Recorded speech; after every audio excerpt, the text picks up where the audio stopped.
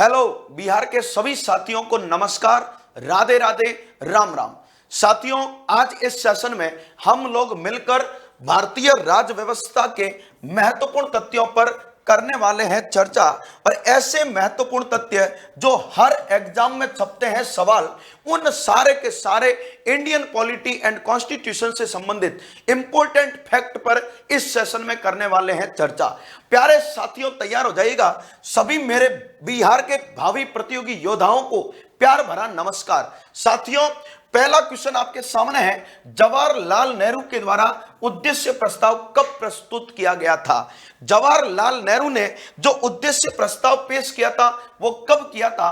प्यारे साथियों, आपको भली भांति पता होगा, 13 दिसंबर 1946 को पंडित जवाहरलाल नेहरू के द्वारा उद्देश्य प्रस्ताव पेश किया गया था।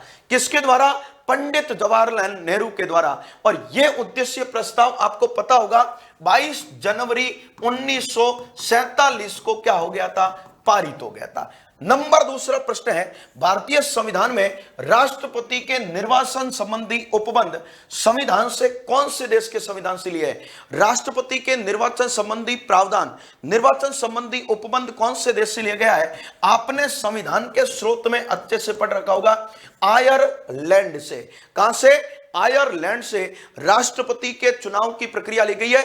और राष्ट्रपति का चुनाव समान आनुपातिक एकल संक्रमणीय मत पद्धति के द्वारा किया जाता है। भारतीय संविधान सभा में कुल कितनी महिला सदस्य थी? मेरे प्यारे साथियों, भारतीय संविधान सभा में कुल महिलाओं की संख्या कितनी थी? 15। भारतीय संविधान सभा में टोटल महिलाओं की संख्या पूछ ले तो 15 सदस्य बताना है। एकमात्र मुस्लिम महिला पूछ ले तो बेगम एजाज रसूल। कौन प्यारे साथियों? बेगम एजाज रसूल। और बेगम एजाज या अय्याज कहीं बार कहा जाता है। ये बेगम एजाज रसूल आपके संयुक्त प्रांत से शामिल हुए थे, एकमात्र मुस्लिम महिला। नेक्स्ट देखिएगा प्यारे साथियों, संविधान सभा के मौलिक अधिकारों की उप समिति का अध्यक्ष कौन था? मौलिक अधिकारों की उप समिति का अध्यक्ष पूछा जा रहा है। मौलिक अधिकारों की समिति का अध्यक्ष तो सरदार वल्लभ भाई पटेल था, लेकिन मौलिक अधिकारों की उप समिति का अध्यक्ष कौन था? जेबी कृपलानी।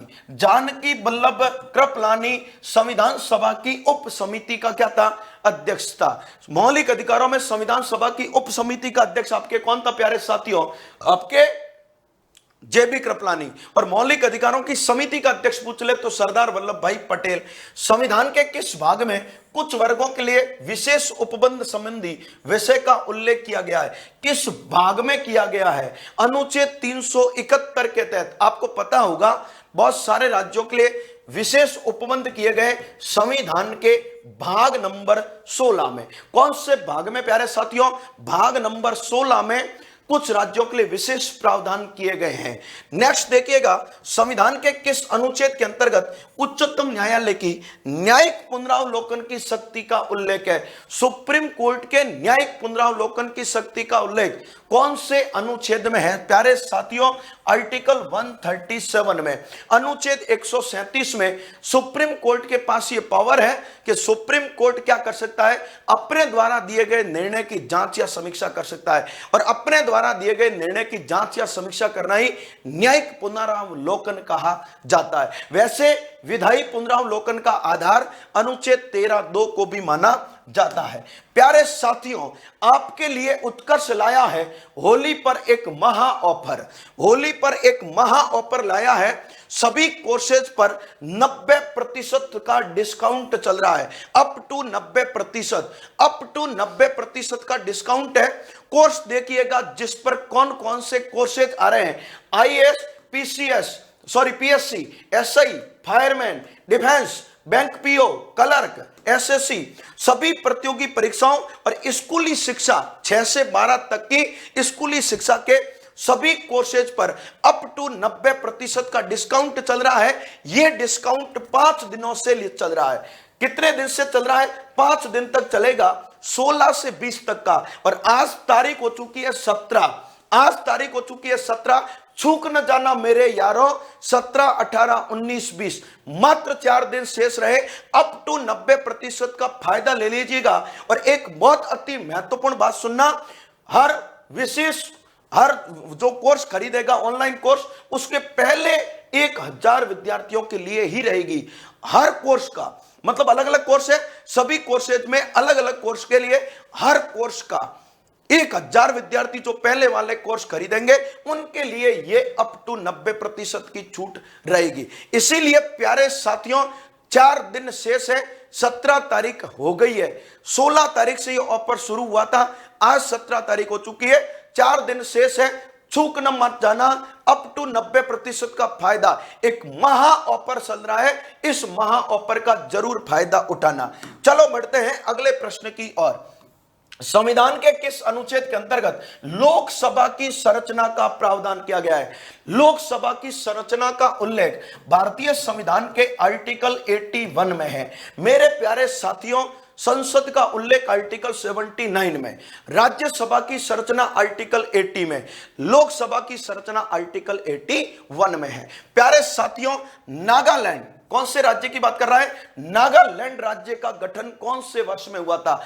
नागालैंड का गठन पूछा जा रहा है, आपको नागालैंड का गठन बताना है। ईयर सन 1963 में कौन से राज्य का गठन हुआ था? नागालैंड का हुआ था। नेक्स्ट, उच्च न्यायालय के गठन संबंधी प्रावधान किस अनुच्छेद के अंतर्गत है? हाईकोर्ट का गठन पूछा जा रहा है। मेरे प्यारे साथियों, अनुच्छेद 214 में लिखा हुआ है भारत के प्रत्येक राज्य में हाईकोर्ट होगा, लेकिन अनुच्छेद 216 में लिखा हुआ है राष्ट्रपति भारत में हाईकोर्ट का क्या कर सकता है? गठन। हमसे पूछा है हाईकोर्ट के गठन का उल्लेख अनुच्छेद 216 होगा। क्या होगा रे मेरे प्यारे साथियों? 216 होगा, ध्यान रख लेना। और हाईकोर्ट होगा पूछ ले अनुच्छेद 214। अति महत्वपूर्ण फैक्ट है साथियों। नेक्स्ट देखिएगा, अंतिम प्रश्न है, संविधान के किस अनुच्छेद में वित्त विधेयकों के बारे में उपबंध है? वित्त विधेयक का उल्लेख कौन से अनुच्छेद में? प्यारे साथियों, वैसे तो वित्त विधेयक को आपको पता है 2 भागों में बांटा गया है। वित्त विधेयक का उल्लेख 2 भागों में 2 जगह किया गया है, अनुच्छेद 110 में, अनुच्छेद 117 में। अनुच्छेद 110 में परिभाषित वित्त विधेयक को एक धन विधेयक के नाम से जाना जाता है। कौन सा विधेयक? नया नाम आ जाता है धन विधेयक। और अनुच्छेद 117 में एक सामान्य वित्त विधेयक का उल्लेख है। हमसे केवल सामान्य वित्त विधेयक की बात पूछी जा रही है, और सामान्य वित्त विधेयक का उल्लेख अनुच्छेद 117 में। आपका राइट ऑप्शन होगा अनुच्छेद 117। कौन सा अनुच्छेद होगा? 117। और अब देख लीजिएगा मेरे प्यारे साथियों, वापस मैं आपको एक बार और सूचना देना चाहता हूं कि यहां पर इस बार होली का एक महा धमाका चल रहा है उत्कर्ष क्लासेज की तरफ से, और सभी के सभी कोर्सेज जो मैंने अभी वापस बताए थे आपको, यहां पर ध्यान रखना, सारे के सारे कोर्सेज पर अप टू 90% डिस्काउंट, 16 से 20 तक का एक महा ऑफर चल रहा है। तारीख हो चुकी है 17। चूक न जाना मेरे यारों, चूक न जाना अपने भविष्य को संवारने के लिए। और नाम मात्र के शुल्क में, इस महा ऑफर में नाम मात्र के शुल्क में आप निश्चित रूप से कोर्स परचेज करके अपने सुंदर भविष्य को और अच्छा सुंदरा तैयार कर सकते हो। एक भावी भविष्य के लिए निर्माणकर्ता साबित होगा आपका उत्कर्ष संस्थान, जो रात दिन विद्यार्थी हित में नित्य नए आयाम स्थापित कर रहा है। तो प्यारे साथियों, मैं आपसे एक बार और निवेदन कर रहा हूं, 17 तारीख हो चुकी है, 5 दिन का एक महा ऑफर, अप टू 90% का जो महा ऑफर चल रहा है, उसमें प्रत्येक कोर्स पर 1000 विद्यार्थियों के लिए ही यह महा ऑफर रहेगा। इसीलिए मैं वापस याद दिला रहा हूं, 17 तारीख हो चुकी है। ठीक है दोस्तों, ओके, थैंक यू।